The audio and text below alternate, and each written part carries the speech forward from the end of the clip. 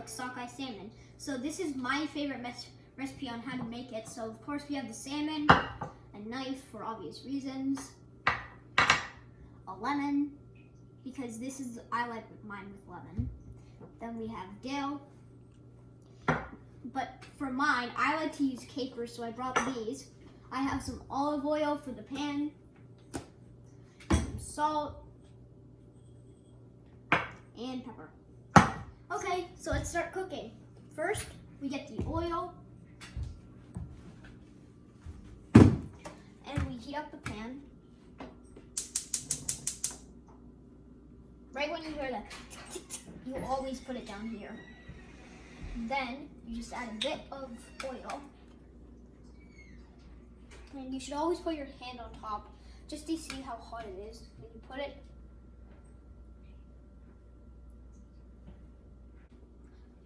while my oil is heating up in the pan, I think we should leave it alone for about a minute and move on to the lemon. A bit more.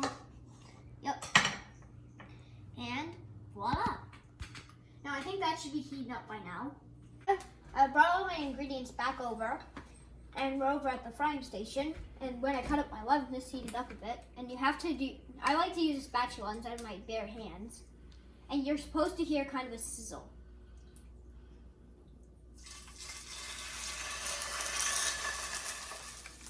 Okay, so time for seasoning.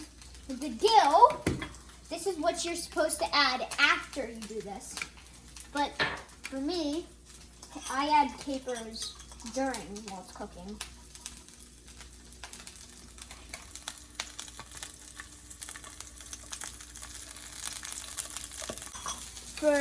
If you have a cut, I wouldn't recommend doing this, but lemons.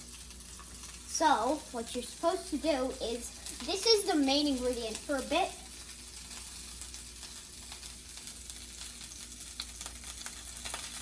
Exactly when you put it on there, it's gonna start popping a lot. We add a little tiny pinch of salt. About this much. You can add as much as you want, even with no salt, it's fine.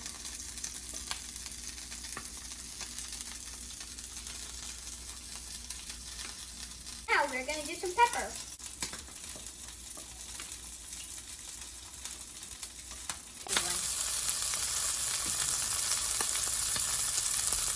Those little sizzling sounds will make little burning water or oil go onto your skin. It's gonna feel kind of like a tiny hot rock on your skin, but you're supposed to feel that, and it goes away after about 3 seconds, so get used to that.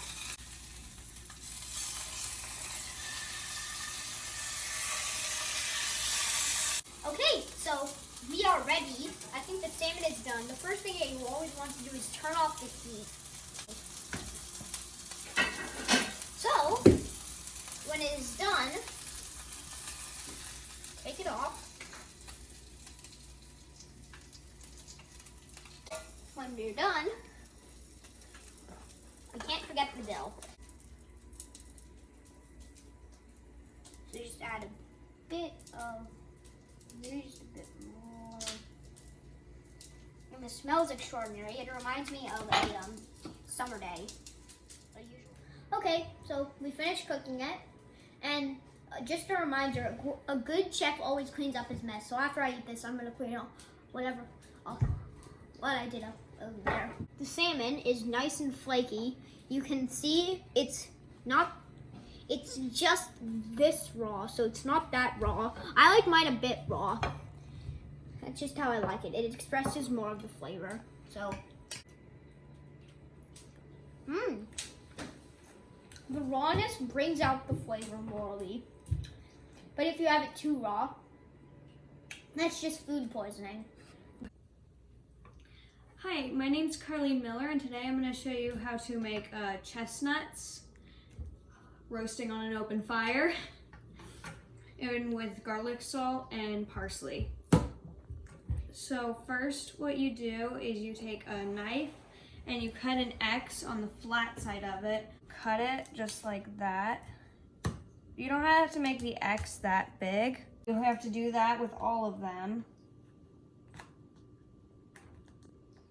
Okay, now that all our chestnuts are cut into the X shapes. What we have to do is we have to put them cut side down onto the skillet, like so. And now what we do is we need to take the butter. This is actually a pretty good amount. That's like a few inches of butter's worth. And we take multiple tiny pads and we put them in between, not all the chestnuts, but just a few of them, like this. You need a lot of butter just because it's butter. Okay, this is garlic salt, and you have to use a fair amount so it brings out a lot of flavor, like that.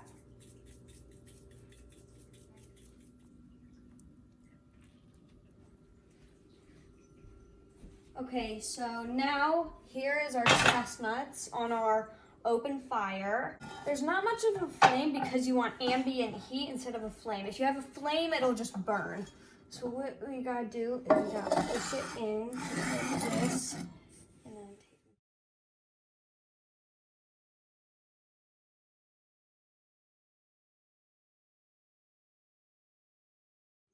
okay, what you're gonna wanna do every few minutes is take the pan and give it a jiggle so they don't burn and so they cook evenly. Okay, you're gonna wanna do one final shake so to make sure that's coated and in the butter and the garlic salt. And they're gonna look something like this. Okay, so I got a chestnut here that are ready. And what you're gonna wanna do to break is you wanna take it and put it in the napkin and put it in your hand and then crack it gently and unfold it. And then take all of the little pieces off. So I've peeled the whole chestnut. It's gonna look something like this. You're gonna wanna take the chestnut and do that, like rub it around so the flavor gets in. That's really good. Hi everybody, welcome to our kitchen. My name is Cavi and I hope you enjoyed Karline and Elliot's cooking tutorial. They had a lot of fun doing that. Today I'm going to be making cranberry and orange bread. So we have our flour, cranberries, an orange, which we're going to zest, salt, and yeast. So when I'm making homemade bread, I prefer to use flour that's from flour mills rather than stuff from the grocery store. This is from a farm in Hadley, Massachusetts. So it's amazing stuff, and it really does make a difference with the flavor of your bread. And then when you're done, you can also keep the flour sack and use it for a tea towel. One other thing I want to mention is that this bread is really easy to make. A lot of people are afraid of yeast bread for some reason, but you shouldn't be because it's easy and pretty foolproof. So we're gonna start by measuring 1 scant teaspoon of yeast. So we're just gonna do it. And I keep my yeast in the freezer. I don't know where you keep your yeast, but I feel like that makes it fresh. So a scant teaspoon of yeast. And then we're going to do about 4.5 cups of this flour. So I'll measure that. Okay, so that's about 4.5 cups of flour, and you may need a little bit more depending on how the dough comes out. After that, we're gonna add 2.5, or maybe a little more than 2 cups of warm water. You want the water at about 105 degrees. Any warmer than that, and you're gonna kill the yeast. And if it's too cool, then you're not gonna activate the yeast. And you also may have noticed that I didn't proof my yeast. I typically don't because, like I said, I keep my yeast in the freezer. It really doesn't need to be proofed. Once you have all of your basic ingredients for the bread, you're gonna take frozen cranberries and a couple of handfuls. It just depends on how much flavor you want. I like to use frozen cranberries in my bread because when they cook, they burst and it gives a little color and more flavor to the bread. So once your cranberries are in, you're gonna take your orange and grate it. Okay. When you have grated the entire orange, we really like orange and cranberry in this family, you're going to put the zest in the dough. First, you're gonna stir the dough and incorporate all of the ingredients, and then you're going to start kneading with your hands, which is very messy, so I recommend that you don't wear any rings. And I recommend a wooden spoon rather than a spatula because it gets really difficult to stir after a while once it becomes more like a dough. Okay, once your dough has become a little more cohesive, you're gonna take it out of the bowl and you're gonna put it on a well-floured surface. And this is where the kneading begins. So ideally, your dough should be tacky, but not sticky. So you're gonna wanna keep your flour out and keep adding flour as necessary to make sure that you have a tacky, not sticky dough. So it's a little sticky still. So I'm gonna add more flour. Tacky means that when you touch it with your fingers, it will release, and sticky means it gets all over your hands like it is with my hands.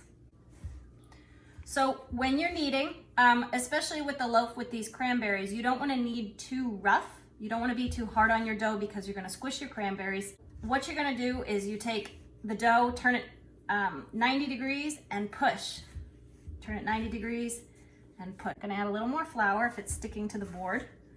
And keep doing this motion, 90 degrees and push, 90 degrees and push. You wanna do this for about 5 to 10 minutes.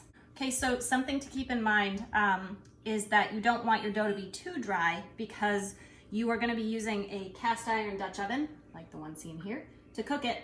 And it uses its own water to steam itself. So if the dough is really dry, you're gonna have a dry, boring loaf and you're not gonna get that nice crusty crust that everybody likes. So this is what tacky looks like. If you touch the dough like this and your fingers just barely stick, that's exactly what you want. So I'm gonna take my bench scraper, scrape that off and put it back in the bowl. We're gonna take our olive oil, which we are now low on because Elliot was making fish. That's okay. We'll just finish that up and toss this around a couple of times to coat it. This way when it rises, it won't stick to the bowl as much. So what you wanna do now is take a tea towel, and I have one of the other flour bags that I have that I've used for this purpose, and you wanna get it wet with warm water. Squeeze it out, really wring it out. And then you're gonna drape it over your dough like this, kind of tighten it. Then you wanna put it in a draft-free place. So maybe you wanna put it in your oven without turning the oven on, or if you have the fire going, you can just put it right in front of the fire. And you're gonna let that rise until it doubles in size, which is usually about an hour or two, and that depends on how cold it is. Okay, so our dough's been rising for about 2 hours, and it's about doubled in size. So we are going to turn the oven on to 425 and put the Dutch oven inside the oven so that it can preheat. And that's really the trick to having a crispy crust, is having that heat immediately when you put the dough in. So I'm gonna get a little bit of flour my surface, and you're gonna knead this down a little bit, punch it down, and form your loaf. So what you wanna do so that you don't have creases on the bottom is take the bread and pinch it. A little more flour on the top. And then you're gonna let this sit and rest while the oven and the Dutch oven preheats. Okay, so the oven is up to temperature. We've got 425 degrees. The Dutch oven is in here, so we're gonna get that out. And it's nice and piping hot, so make sure you're really careful.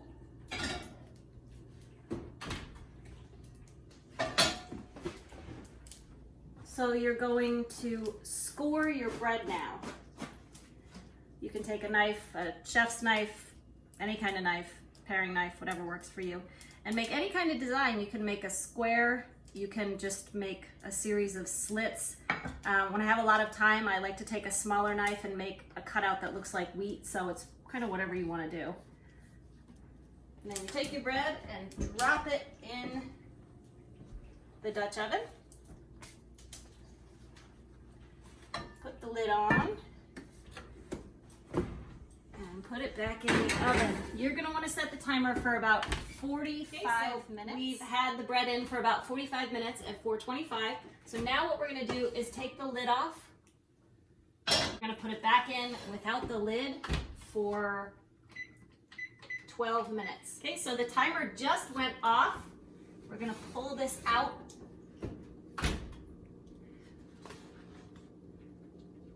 And see what we have. Look at that. Perfect. We hope you enjoyed our tour of our house and the cooking demonstrations. We hope to see everybody at the Cornwall Iron Furnace in September of 2021 for the cast iron cooking demonstration. And from our family to yours, happy holidays.